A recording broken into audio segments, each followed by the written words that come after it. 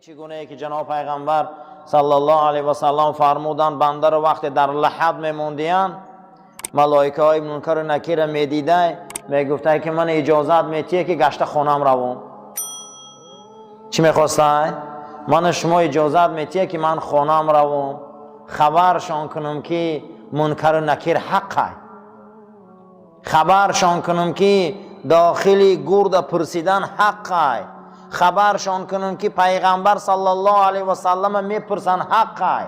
برای اون گپ زنم ملائکه میگرد و میامدن منکر نکیر میگفتن که نوم خواب کنه که کنومت العروس، رنگ خواب عروس خواب زنه که دیگه برای تو رخصت نیست، حکم برای تو تمام شد دیگه. همین که زاره میکنی دیگه خلاص، همون روز حکم سود برارن تو همین قدر زاره میکنی و تغییر نمیوبه. خدا رم حکمش همین بده که بازگشت نیست دیگر، خلاص میموندی. ما درباره چی فهمیده بدیم؟ گفته بدیم درباره اون کسایی که گفتن که پیغمبرا را یکی از خصلتاشون همین است که همیشه در دشمناشون غلبه میکنن. در جنگ بدر وقت پیغمبر غلبه کرد، یهودی ها گفتن که این پیغمبره، پیغمبر رو فقط غلبه میکنن. اما در جنگ احد پیغمبر شکست خورد. یهودی ها گفتن که این پیغمبر نبوده برای که شکست خورد. در او جنگی که پا گفتن، در این جنگی که پا گفتن. اکنون همینجا معلوم میشود کی دشمنه، کی از ایمان دوره، کی نفاق داره، معلوم میشود. بعد از او پروردگار و قلب پاک حبیبش آیه مبارکه را نازل کرد که ما اکنون امروز کمتر مشکلات داشتیم، تفسیر منو تیار کردن نتونستیم، در همین بابت با صحبت میکنیم انشاءالله تا اینکه یک دقیقه عمر مونم باشه بیهوده نروه. قل للذین کفروا، بگو برای اون انسان هایی که با تو باور ندارن، بگو برای این یهودی ها، بگو برای اون کسایی که امروز طعنه میزنن که چی به اسلام این است و آن است، شکست میخوره و مغلوبه، بگو ستغلبون، در آینده اسلام ظفر مییابه.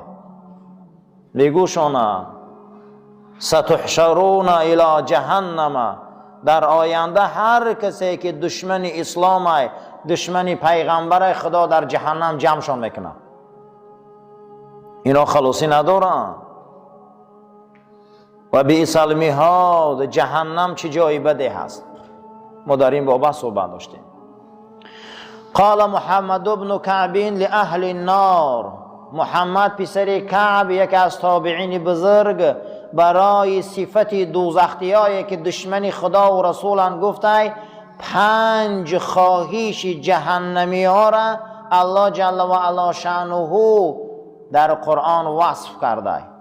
جهنمی ها را 5 خواهش میکردین اما خدا جواب دادگی بده. جواب خدا در 4 جاش بده.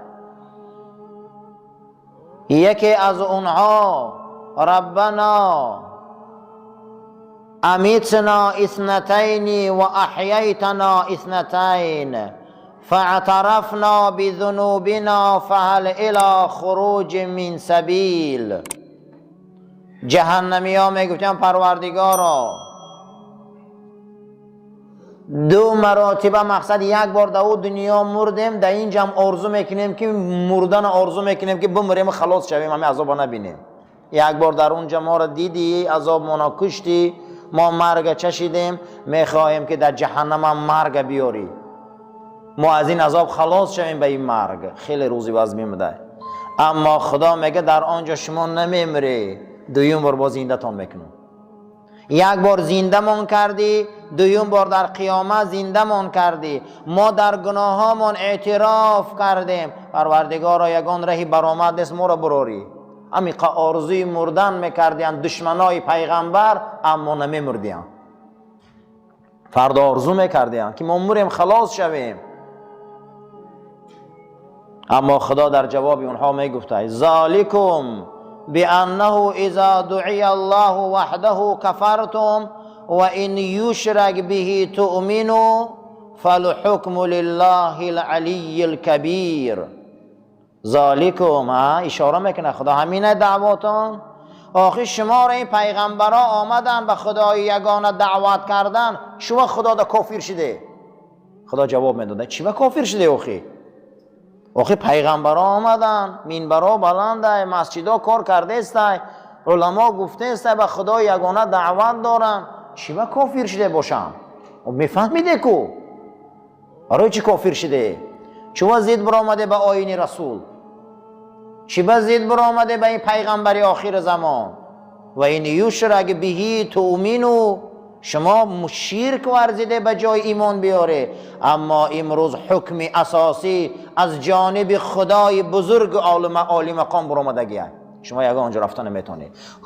حکم خدا های، شما دیگر آرزوی مردن میکنه، نمیمره. شما ابو جهل دیگر نمیمره، او در جنگ احد مرده بود، دیگر در آن روز نمیمره. ابو لهب نمیمره، اون کسایی که دشمن اسلام و قرآن، دشمن رسول الله هن، اونها دیگر نمیمرن. آرزو میکردیان که ما مریم اما نمیمردیان. خدا میگفته ای آخر دعوت آمد، همش آمد، شما به جای ایمان بیاری چی کار کرده؟ برای چی این کار میکنی؟ چی بکرده؟ یکم سوال شده جواب می آمده چی بکرده؟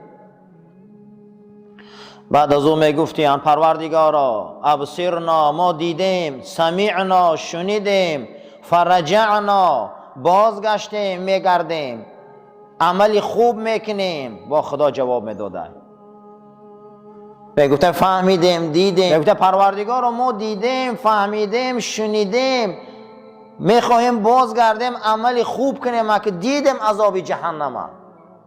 قول جهنمی ها اولم تکونوا اقسمتم من قبل ما لکم من زوال، شما هم کسایی نبوده که اول قسم خورده پیش از همین، بعد از او ایمان ها را از دست داده؟ شما مردمو نبوده؟ روحی شما در ازل قال و بلا گفته بود، شما بسیار عهد شکسته، بسیار این کارا را شما کردگی.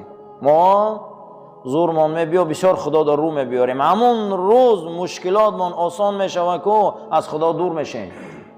قیامت هم جهنمی ها میگفتن که میخوایم براریمونه، فقط خطا عبادت میکنیم. گفته شما عهد بسیار شکستگی، شما نمیکنه با این کارا، شما این عهد نمیشه، شما با عهد میشکنی. برای همین عزیزو،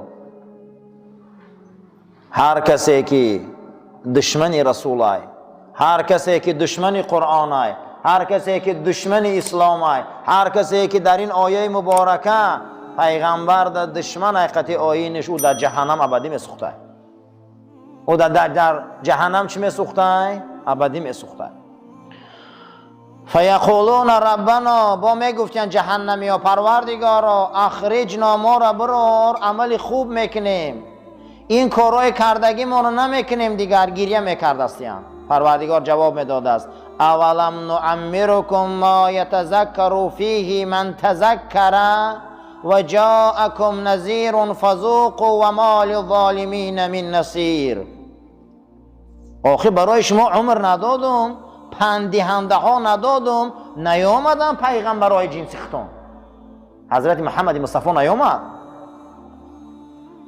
تا به امروز وارثاش علما نگفته سیان، تا به امروز منبرها نگفته سیان؟ آیا میگه پندهنده ها نیامدن بالای سر شما ده؟ کدام دانشگاه 124,000 معلم داره؟ دانشگاه خدا. کدام دانشگاه 124,000 معلم داره؟ دانشگاه خدا. کدام دانشگاه 104 کتاب داره؟ دانشگاه خدا. کدام دانشگاه همیشه بیداره یا همه خوابه؟ دانشگاه خدا. میگن چه خیلی دانشگاه خدا بیداره، همه خوابه.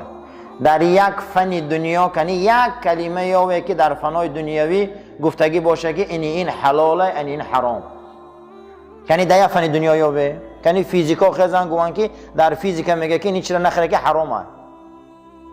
در کجا آمده در علم متیماتیک گفته باشه که لقمه حرام اثر داره در فرزند؟